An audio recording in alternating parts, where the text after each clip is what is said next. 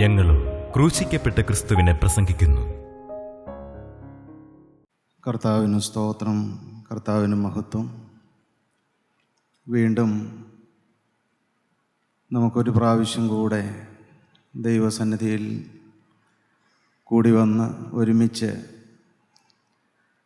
കർത്താവിനെ ആരാധിക്കുവാനും വചനം ധ്യാനിക്കുവാനും എല്ലാമുള്ള ഒരവസരം ദൈവം നമുക്ക് കൂടെ കൂടെ തരികയാണ്. അതെല്ലാം വളരെ സന്തോഷകരമായ അനുഭവമാണ്, ആനന്ദകരമായ അനുഭവമാണ്.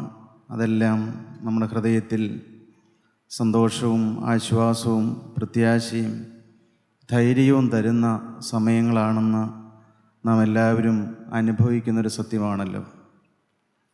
നമുക്ക് ദൈവവചനത്തിലേക്ക് വരുന്നതിന് മുൻപ് ഇങ്ങനെ 2 ശീല പാടിയിട്ട് നമുക്ക് ദൈവവചനത്തിലേക്ക് വരാം. സിയോൻ സഞ്ചാരി ഞാൻ, യേശുവിൽ ചാരി ഞാൻ പോകുന്നു കുരിശിൻ്റെ പാതയിൽ. സിയോൻ സഞ്ചാരി ഞാൻ, യേശുവിൽ ചാരി ഞാൻ പോകുന്നു കുരിശിൻ്റെ പാതയിൽ. മോക്ഷയാത്രയാണിത് ഞാൻ നടപ്പത്, കാഴ്ചയാലെയല്ല വിശ്വാസത്താലെയാ. മോക്ഷയാത്രയാണിത് ഞാൻ നടപ്പത്, കാഴ്ചയാലെ അല്ല വിശ്വാസത്താലെയാ. വീഴ്ചകൾ താഴ്ചകൾ വന്നിടും വേളയിൽ രക്ഷകൻ കൈകളിൽ താങ്ങിടും. വീഴ്ചകൾ താഴ്ചകൾ വന്നിടും വേളയിൽ രക്ഷകൻ കൈകളിൽ താങ്ങിടും.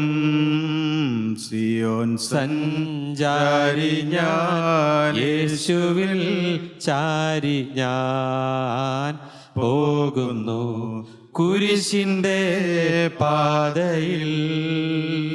ലോകമേതും യോഗ്യം അല്ലെനിക്കതാൽ, ശോകമില്ല ഭാഗ്യം ഉണ്ട് ക്രിസ്തുവിൽ.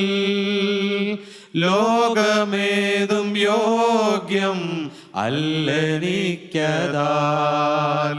ശോകമില്ല ഭാഗ്യം ഉണ്ട് ക്രിസ്തുവിൽ. നാഥനു മുൾമുടി നൽകിയ ലോകമേ, നീ തരും പേരെനിക്കെന്തിനായി. നാഥനു മുൾമുടി നൽകിയ ലോകമേ, നീ തരും പേരെനിക്കെന്തിനായി. സിയോൻ സഞ്ചാരി ഞാൻ, യേശുവിൽ ചാരി ഞാൻ പോകുന്നു കുരിശിൻ്റെ പാതയിൽ. യേശുക്രിസ്തുവിൻ്റെ അതിപരിശുദ്ധമായ നാമം മഹത്വപ്പെടുമാറാകട്ടെ. ദൈവവചനം ശ്രദ്ധിക്കുന്ന എല്ലാ പ്രിയപ്പെട്ടവർക്കും യേശുക്രിസ്തുവിൻ്റെ നാമത്തിൽ എൻ്റെ എളിയ വന്ദനം ഞാൻ അറിയിക്കുന്നു. ഇന്നത്തെ അല്പനേരത്തെ ചിന്തയ്ക്കും ധ്യാനത്തിനുമായിട്ട് വെളിപ്പാട് പുസ്തകം 3-ാം അധ്യായം 1-ാമത്തെ വാക്യം നമുക്കൊന്ന് വായിച്ച് കേൾക്കാം. വെളിപ്പാട് പുസ്തകം 3-ാം അധ്യായം 1-ാമത്തെ വാക്യം.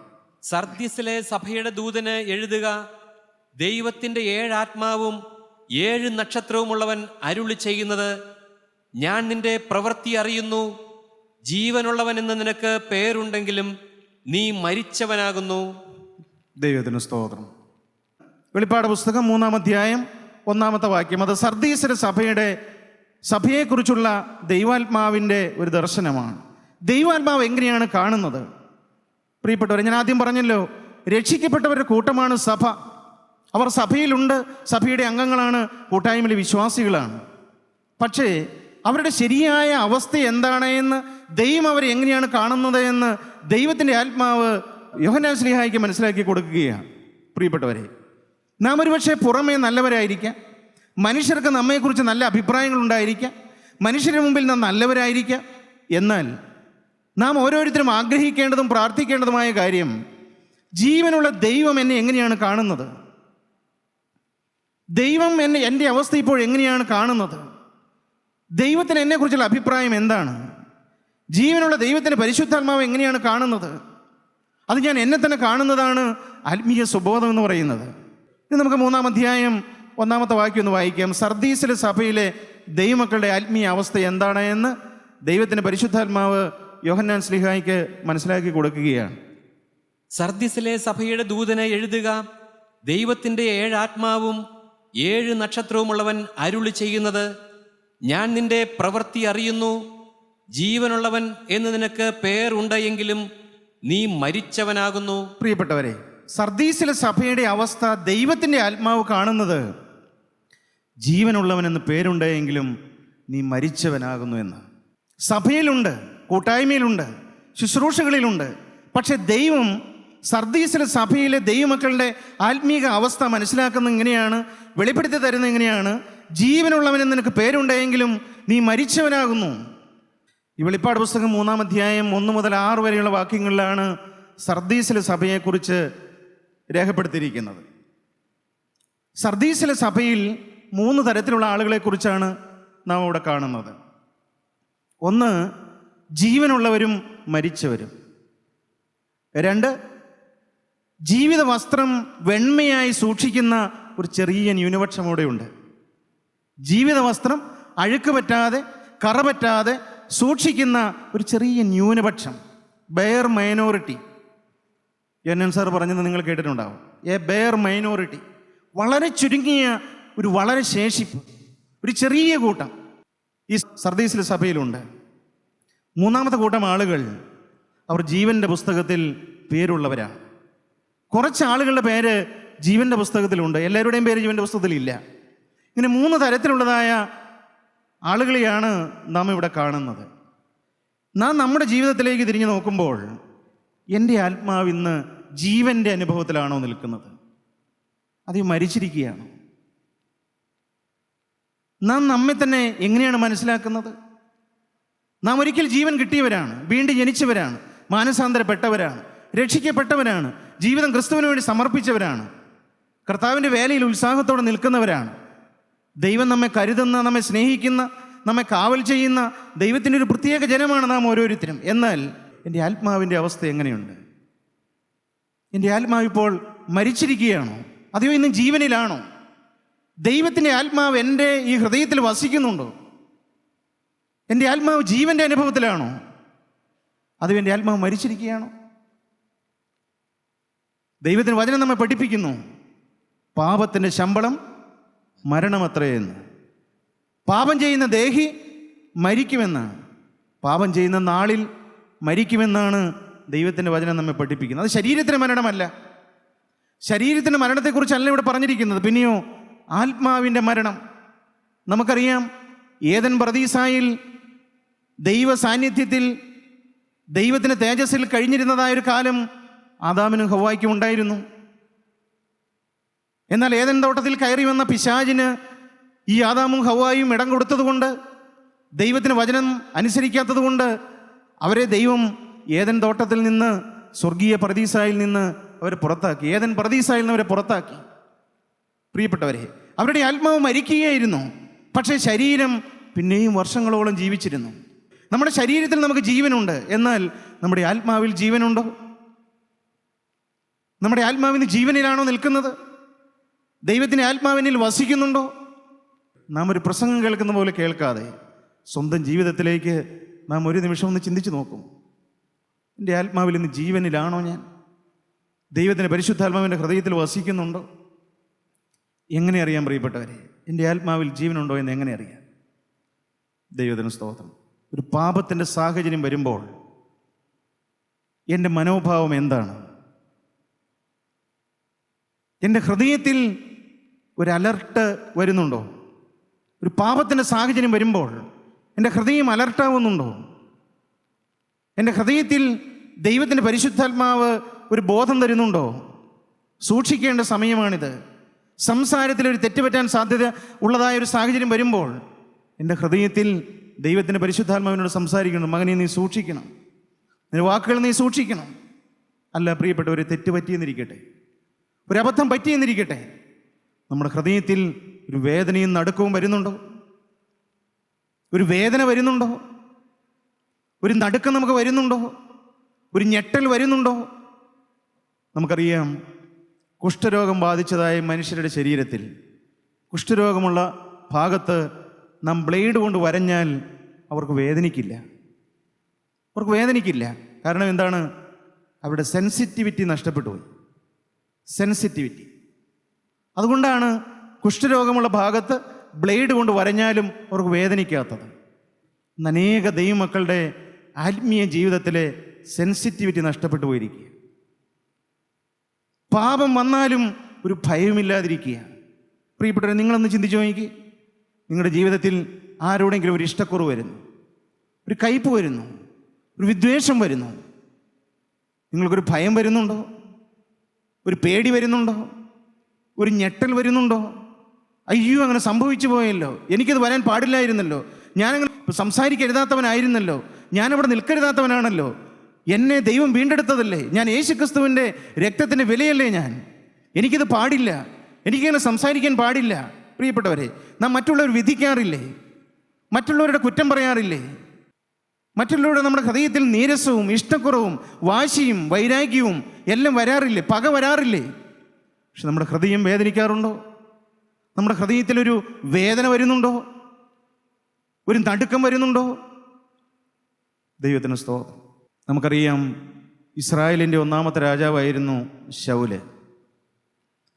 എന്നാൽ ദൈവത്തിൻ്റെ വചനം അനുസരിക്കാത്തതുകൊണ്ട് ദൈവം ശൗലിനെ ഇസ്രായേലിൻ്റെ രാജസ്ഥാനത്ത് നിന്ന് മാറ്റി. ദൈവം ദാവീദിനെ തിരഞ്ഞെടുത്ത് ദൈവത്തിൻ്റെ ആത്മാവിൻ്റെ അഭിഷേകം കൊടുത്ത് ശൗലിന് പകരം ദാവീദിനെ രാജാവാക്കി.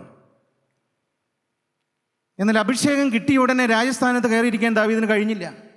ദൈവസേനയിൽ നീക്കപ്പെട്ടതായ ശൗല് ദാവീദിനോടുള്ളതായ ആ അസൂയയും കോപവും മൂലം ദാവീദിനെ എങ്ങനെയെങ്കിലും കൊല്ലണമെന്നുള്ളതായ ഉദ്ദേശത്തോടുകൂടി ദാവീദിൻ്റെ പിന്നാലെ ഇങ്ങനെ നടക്കുകയാണ്. പാവം, ദൈവത്തിൻ്റെ അഭിഷേകം ലഭിച്ചവനായ ദാവീദ് മലകളും കുന്നുകളും താഴ്വരകളും കാടുകളും മരുഭൂമിയെല്ലാം താണ്ടി ശൗലിനെ പേടിച്ച് ഓടി നടക്കുകയാണ്. അഭിഷേകം കിട്ടിയ ദാവീദ് ഒരു ദിവസം ഒരു മരുഭൂമിയിൽ ഒരു പാറയുടെ പിളർപ്പിൽ ഒരു ഗുഹയിൽ ദാവീദ് ഒളിച്ചിരിക്കുകയാണ് ശൗലിനെ പേടിച്ച്. അങ്ങനെ ഇരിക്കുമ്പോഴാണ് ശൗലും ഏതാണ്ട് 3000 ഇസ്രായേലിയരും കൂടെ കൂടി ദാവീദിനെ പിടിക്കാൻ വരുന്നത്. ശൗൽ ഉറങ്ങുന്നതായ വിശ്രമിക്കുന്നതായ ഈ ഗുഹയിൽ തന്നെ, ദാവീദ് വിശ്രമിക്കുന്നതായ ഈ ഗുഹയിൽ തന്നെ ശൗലും വിശ്രമിക്കാൻ കയറി. ദാവീദിന് വേണമെങ്കിൽ ഈ ശൗലിനെ കൊല്ലാനുള്ളതായ പറ്റിയ അവസരമായിരുന്നു, നല്ലൊരു അവസരമായിരുന്നു. ദാവീദിൻ്റെ കൂടെയുള്ളവർ പറഞ്ഞു, ദൈവം നിനക്ക് ഒരുക്കി തന്നിരിക്കുന്നൊരു സാഹചര്യമാണ്, നമുക്ക് ശൗലിനെ കൊല്ലാം എന്ന് കൂടെയുള്ളവർ പറഞ്ഞു. 1 ശമൂവേലിൻ്റെ പുസ്തകം 24-ാം അധ്യായം നമുക്കെടുക്കാം. 1 ശമൂവേലിൻ്റെ പുസ്തകം 24-ാം അധ്യായം അതിൻ്റെ 4, 5, 6 വാക്യം നമുക്കൊന്ന് വായിച്ച് കേൾക്കാം. ദാവീദിന്റെ ആളുകൾ അവനോട്, ഞാൻ നിന്റെ ശത്രുവിനെ നിന്റെ കയ്യിൽ ഏൽപ്പിക്കും, നിനക്ക് ബോധിച്ചതുപോലെ അവനോട് ചെയ്യാമെന്ന് യഹോവ നിന്നോട് അരുളി ചെയ്ത ദിവസം ഇതാ എന്ന് പറഞ്ഞു. അപ്പോൾ ദാവീദ് എഴുന്നേറ്റ് ശൗലിന്റെ മേലങ്കിയുടെ അറ്റം പതുക്കെ മുറിച്ചെടുത്തു. പ്രിയപ്പെട്ടവരെ, വേണമെങ്കിൽ ദാവീദിന് ശൗലിനെ കൊല്ലാനുള്ളതായ ഒരു നല്ല അവസരം വന്നിരിക്കുകയാണ്. പക്ഷേ ദാവീദ് അത് ചെയ്തില്ല. ദാവീദ് ഒരു കാര്യം ചെയ്തു, ഈ ശൗലിൻ്റെ മേലങ്കിയുടെ ഒരു അഗ്രം ഒന്ന് മുറിച്ചെടുത്തു. എന്തിനു വേണ്ടിയിട്ടാണെന്നറിയാമോ? ഈ ഗുഹയിൽ നിന്ന് പുറത്തിറങ്ങി കഴിയുമ്പോൾ ശൗലിനോട് പറയണം, ശൗൽ രാജാവേ, നിന്നെ കൊല്ലാനുള്ളതായ അവസരം എനിക്ക് കിട്ടിയിട്ടും ഞാൻ കൊന്നില്ല, അതിനുള്ളൊരു തെളിവിന് വേണ്ടിയിട്ടാണ് ആ വസ്ത്രത്തിൻ്റെ അഗ്രം ദാവീദ് മുറിച്ചെടുത്തത്. വീണ്ടും താഴോട്ട് വായിക്കാം. ശൗലിന്റെ വസ്ത്രാഗ്രം മുറിച്ചു കളഞ്ഞതുകൊണ്ട് പിന്നത്തേതിൽ ദാവീദിന്റെ മനസാക്ഷി കുത്തി തുടങ്ങി. പ്രിയപ്പെട്ടവരെ, ശൗലിന്റെ വസ്ത്രത്തിന്റെ അഗ്രം മുറിച്ചെടുത്തത് കൊണ്ട് ദാവീദിന്റെ മനസാക്ഷി ദാവീദിനെ കുത്തി തുടങ്ങി.